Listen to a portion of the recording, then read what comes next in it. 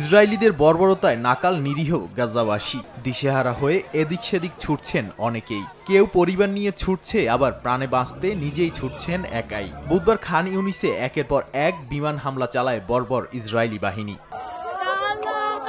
গত একদিনে গাজা ও নুসেইরাত শরণার্থী শিবিরে মারা গেছেন বহু মানুষ।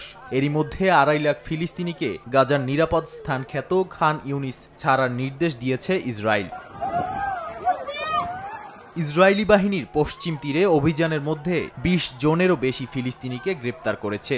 জেনিন, নাবলুস, রামাল্লাহ, জেরিকো ও জেরুজালেম সহ বেশ কয়েকটি স্থান থেকে তাদের গ্রেপ্তার করা হয়। 7 অক্টোবরের পর থেকে এ যাবৎ প্রায় 10,000 ফিলিস্তিনিকে বন্দী বানিয়েছে নেতানিয়াহু প্রশাসন। নগদের কাছে সব গ্রাহকই প্রিয়, তাই তো সারা দেশে ক্যাশ আউট চার্জ সবচেয়ে কম। এদিকে লেবাননের দক্ষিণাঞ্চলীয় শহর টাইরেটে ইসরায়েলিদের হামলায় হিজবুল্লাহর একজন জ্যেষ্ঠ কমান্ডার নিহত হয়েছেন। তার নিহতের পর ইসরায়েলকে লক্ষ্য করে 100টিরও বেশি কাতিউষা রকেট ছুঁড়েছে হিজবুল্লাহ। ইসরায়েলের দখলকৃত গোলান হাইটসের 2টো স্থানে এসব রকেট ছোঁড়া হয়। নাদিম মারজান, সময় সংবাদ।